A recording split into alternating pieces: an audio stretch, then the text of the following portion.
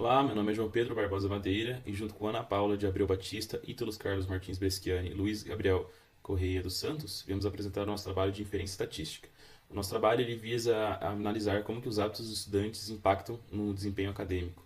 É, Para isso, utilizamos o dataset do Kaggle, que possui diversas informações sobre hábitos dos estudantes e uma nota final representando o seu desempenho acadêmico.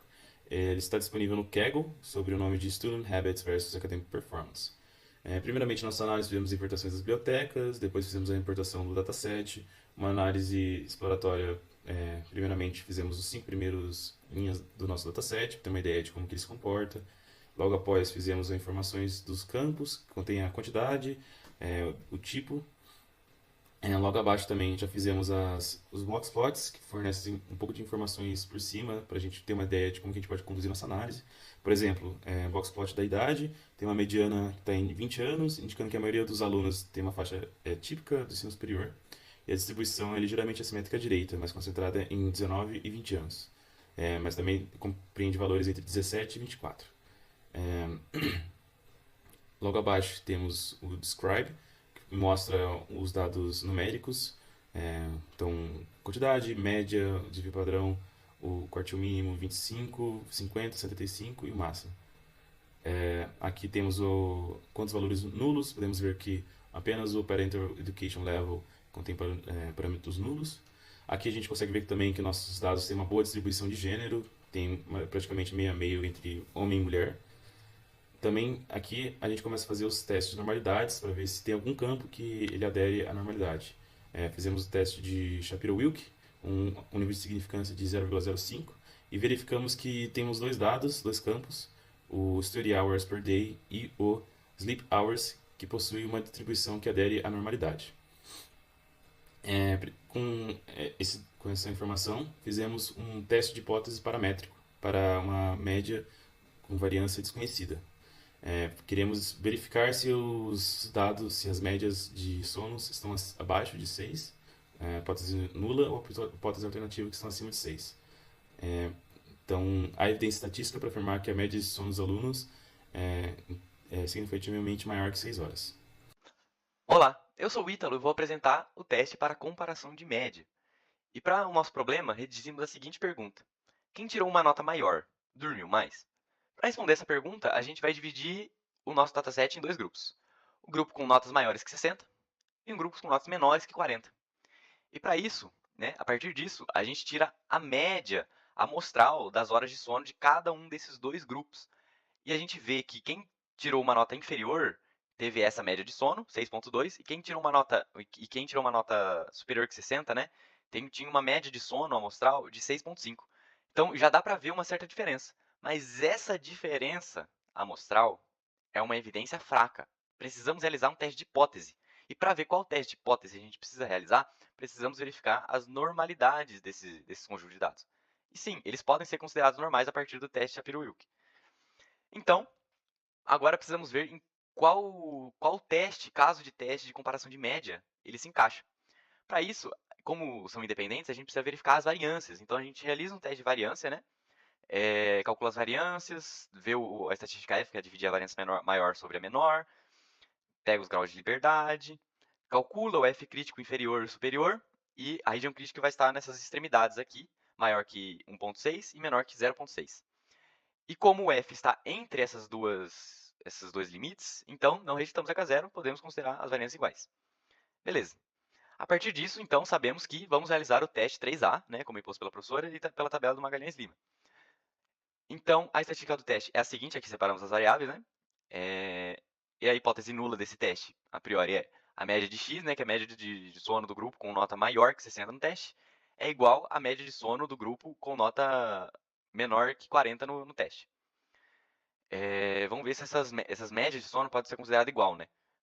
Ou a média de quem dormiu mais, ou a média de quem tirou mais, realmente dormiu mais, ou seja, é maior que o MI Y.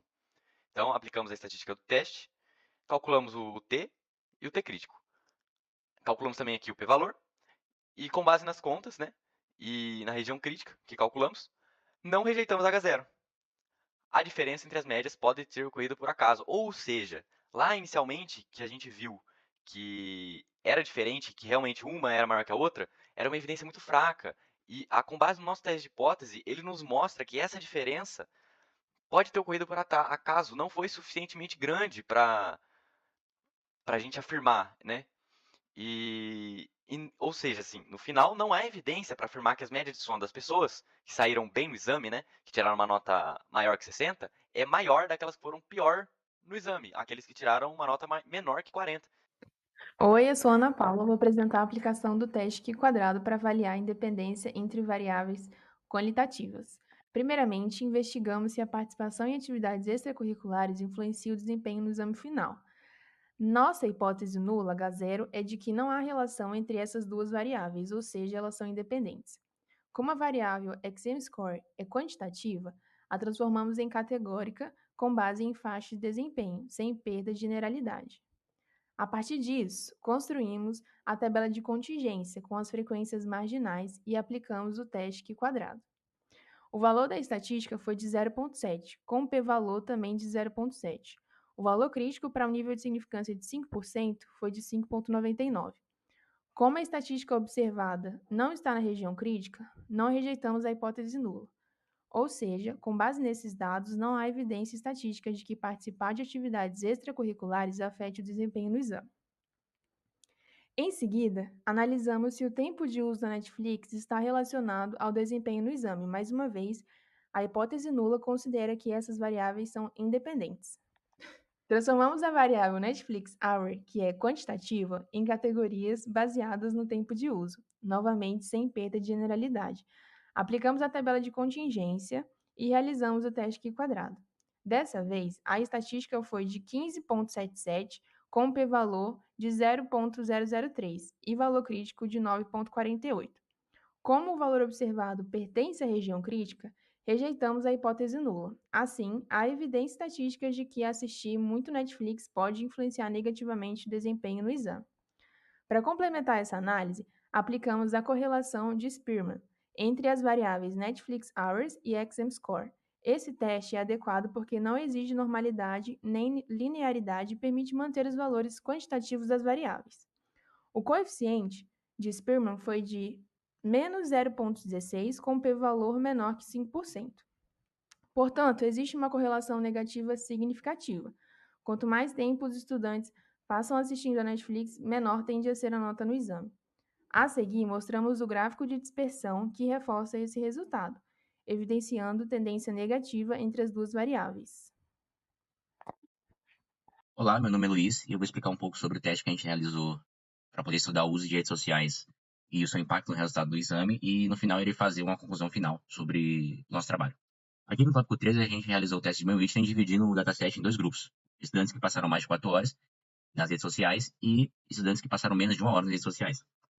A nossa hipótese nula é de que a mediana do grupo A é igual à mediana do grupo B, e que, portanto, não há um impacto do uso de redes sociais. E a hipótese contrária é de que sim, há um impacto, e, portanto, a mediana B seria maior que a mediana do grupo A. Aqui a gente tem apenas a breve explicação de como funciona o cálculo da estatística U no teste de Mann-Whitney. E aqui a gente tem uma tradução geral, para poder ter uma noção de como os dados são distribuídos. E aqui, já partindo para o código, a gente dividiu os dois grupos de estudantes. Calculamos a região crítica, o valor crítico de U ele deu 1,6449. E realizamos o teste de Mann-Whitney, importando uma função Stasi da biblioteca SciPy. O valor da estatística U foi de 6.236,50, que é um valor muito alto, e que, portanto, pertence à região crítica, como a gente estabeleceu lá em cima. E o p-valor também deu bem baixo. Por isso a conclusão é de que a gente rejeita a hipótese nula. E, portanto, com relevância estatística alta, a gente conclui que o grupo B teve um desempenho melhor do que o grupo A.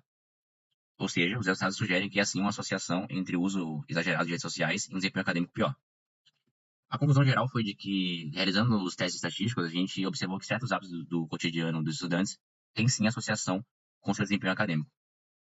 De forma geral, os alunos dormem mais de 6 horas por noite, mas não necessariamente atingem as 7 horas completas. No entanto, não há evidência de que o tempo de sono esteja associado ao melhor desempenho, já que a comparação entre os grupos com as notas altas e baixas não mostrou diferença significativa na média de horas dormidas. Além disso, a gente não encontrou uma relação estatística significativa entre a participação em atividades extracurriculares e o desempenho acadêmico. Entretanto, a gente viu no teste de Mann-Whitney que o uso de Netflix e redes sociais, no caso do teste de Mann-Whitney, de que esse tipo de hábito tem relação, sim, com um desempenho acadêmico pior. Resumindo, os resultados sugerem que tem hábitos que impactam o desempenho acadêmico dos alunos, especialmente o uso excessivo de meios digitais, enquanto outros, como o tempo de sono e a participação em atividades extracurriculares, não têm, assim, um impacto tão grande. E com isso a gente encerra o nosso vídeo.